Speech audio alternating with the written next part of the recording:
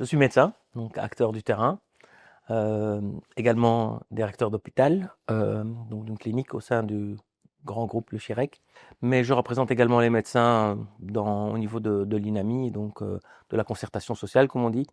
Et donc, je suis vice-président de l'APSIM, le syndicat des médecins, et président pour la section bruxelloise. Voilà, j'ai un petit peu d'autres occupations, notamment à l'Ordre des médecins, mais aussi avec l'association belge des directeurs d'hôpitaux et l'association professionnelle des anesthésistes. L'idée de base de tout cela, en fait, et les formations que j'ai faites, c'est de s'intéresser toujours aux patients, aux soins cliniques, mais d'avoir aussi une vue sur l'ensemble du système de santé dans lequel nous vivons pour ne pas, je dirais, rester dans des frustrations. Et à l'époque, c'était le cas, c'est encore le cas aujourd'hui. Avec les jeunes, on voit que quand ils ne comprennent pas le système, ça génère des incompréhensions de pourquoi on ne paye pas ça plus ou ça moins. Mais le système est complexe et il faut le comprendre pour le transformer.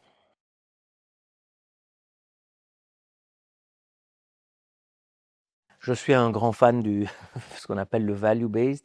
En français, c'est l'efficience, en fait. Et donc, bon, bien sûr, il y a eu le livre de Porter 2009, je pense, ou 2010, qui a été donc un économiste, hein, c'est pas du tout un soignant, à la Harvard Business School.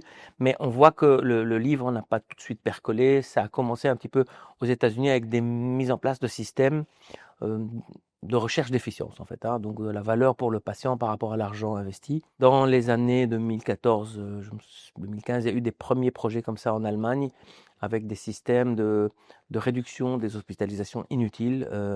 Et donc là, on avait été les visiter. Et donc après ça, j'ai été assez séduit par le concept de réduire le gaspillage. Donc, ce qu'on sait qu'il y a beaucoup de gaspillage dans le système.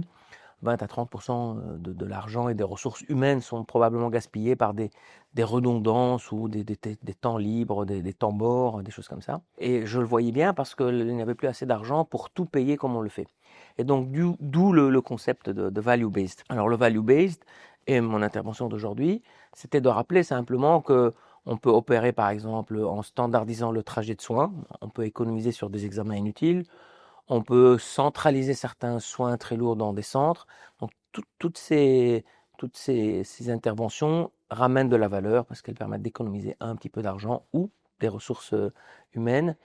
Et donc, c'était important de rappeler que la prévention est un bras de levier très fort parce que même si on ne mesure pas exactement, on sait qu'on va réduire, je dirais par exemple, la durée de prise en charge des cancers parce qu'on va les voir plus tôt. On sait qu'on va peut-être prévenir certaines maladies.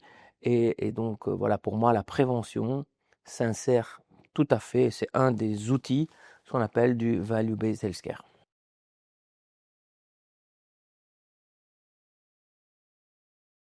Bonne question, hein. Ben, elle est faible, hein, parce qu'on n'y a jamais donné des moyens, mais même également, je le disais tout à l'heure, il ne faut pas beaucoup de moyens. En fait, la prévention n'est pas supposée être chère. Si on va mettre, je ne sais pas moi, j'exagère, 20% du budget de la santé dans la prévention, c'est probablement trop, parce que la prévention ne peut pas coûter autant que les soins. Et encore une fois, il y a beaucoup d'inquiétudes souvent de la part des soignants. Je pense que les soignants en troisième ligne dans les hôpitaux, bah, ils font de soins aigus. On ne va pas empêcher les gens d'être malades. Il y aura toujours des cancers. Donc il faut beaucoup de moyens dans les technologies innovantes, des médicaments innovants. Donc toutes ces choses-là doivent être respectées. Mais pour qu'on puisse donner de l'argent à cela, il vaudrait mieux quand même pouvoir économiser de l'argent sur des secteurs où on pourrait diminuer les dépenses, notamment donc pour tout ce qui est pathologie chronique qu'on pourrait stabiliser par une bonne prévention tertiaire, une prévention secondaire aussi pour réduire, euh, anticiper la prise en charge de certaines pathologies dont les cancers, et bien sûr la prévention primaire pour réduire l'obésité, accentuer la vaccination. Donc de manière générale, pour résumer, la prévention mériterait qu'on y, qu'on y alloue un peu plus d'argent, mais c'est pas la somme qui compte, c'est l'idée que ça prenne une place dans notre prise en charge et dans notre offre de soins.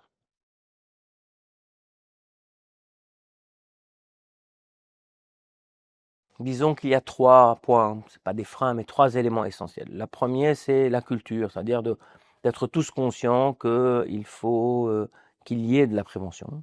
Et donc, ça ne doit pas être nécessairement toujours le médecin, je dirais, en troisième ligne hospitalier qui le fasse. Il peut le faire, mais ça peut commencer déjà au niveau, je dirais, de l'éducation, donc au niveau du secteur scolaire. Ça peut être aussi, bien sûr, et certainement au niveau de la première ligne. Et donc, l'idée, c'est un peu culturel, qu'on soit conscient que c'est là.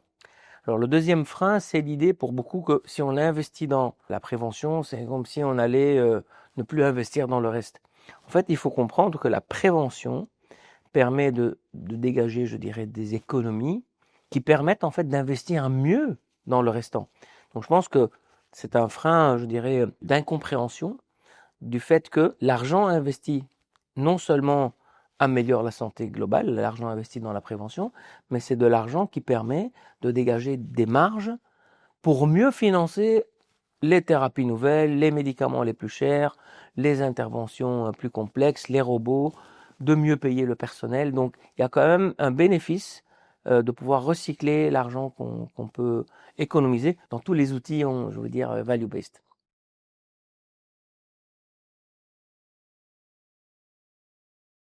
Comme tu sais, en Belgique, comme dans beaucoup de pays, on travaille en silo. Donc, oui, on fait par exemple des campagnes, pour rester sur la Belgique, on fait dans nos hôpitaux des campagnes de dépistage du cancer du sein, avec des mammotests gratuits, avec des mises en scène un peu de seins comme ça, sous forme de gonflables, et pour attirer. Et on fait des campagnes, je dirais, de promotion de la prévention. On fait ça aussi pour le cancer colorectal.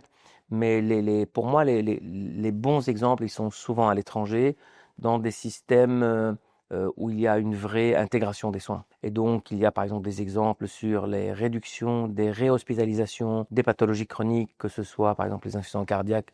Là, on a vu beaucoup de modèles dans des pays en Allemagne ou par exemple en Israël ou d'autres, mais qui sont des modèles qui sont aussi appliqués à la Mayo Clinic et à Cleveland. Il y a aussi des modèles d'usage de l'applicatif, donc de l'innovation, des applications pour, par exemple, réduire les rechutes des patients psychotiques. Il y a, notamment dans les pays nordiques aussi, des modèles qui permettent de prévenir, je dirais, les complications ou les rechutes pour les patients oncologiques. Donc, il y a quand même beaucoup d'exemples, plus dans la prévention secondaire et tertiaire, quand on parle du secteur hospitalier. Mais donc, dans les autres pays, il y a quand même des exemples très, très, très, très intéressants quand on analyse euh, le cas, on va dire, de ce qu'ils ont mis en place.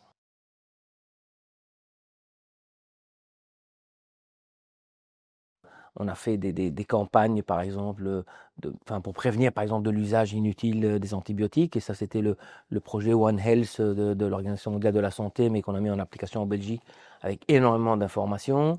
Euh, il y a toutes ces campagnes de rappel du dépistage. La vaccination pour l'enfance fonctionne très bien parce qu'avec l'ONE, etc., des systèmes, bon, bien sûr, les pédiatres, les généralistes, mais aussi l'ONE. Donc, il y a un accès à peu près à toutes les strates de la population. On a un bon taux de vaccination.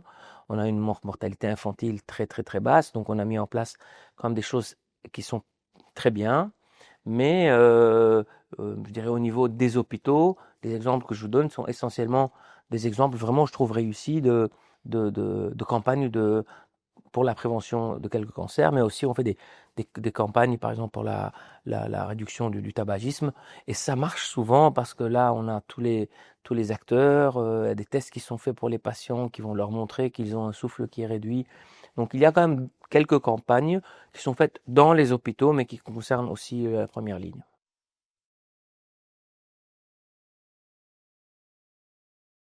La réponse est toute simple, c'est l'intégration du système. Notre système n'est pas intégré, tout le monde travaille dans son coin. Je pense que ce n'est pas, je dirais, aux médecins, chirurgiens ou oncologues de faire de la prévention, mais c'est l'idée de travailler tous ensemble. Et pour le faire, donc je dirais l'intégration, mais aussi le mot en anglais c'est l'accountability, enfin la responsabilisation des acteurs. Donc il faut qu'à tous les niveaux, sur les budgets qu'on alloue, il y ait une certaine responsabilisation. Par exemple, ben, je ne sais pas moi, au niveau des régions, au niveau de l'enfance, qu'il y ait des vrais objectifs à atteindre en termes d'éducation des enfants, pour la bonne nourriture, par exemple à l'école, éviter, je ne sais pas moi, les sucres, etc. Mais donc on pourrait regarder, je ne sais pas moi, si toutes les écoles offrent ce genre d'éducation aux enfants scolarisés. On pourrait aussi au niveau donc de la première ligne s'assurer qu'il y a des indicateurs pour être certain que tous les patients ont reçu l'information pour certains types de dépistage, y allouer un budget en disant que parfois, par exemple, une fois à un certain âge ou à une certaine période, c'est des consultations de longue durée, par exemple, qui seraient rémunérées beaucoup plus, qu'on prenne le temps d'expliquer aux patients, c'est pas quelque chose qu'il faut faire tous les jours, hein.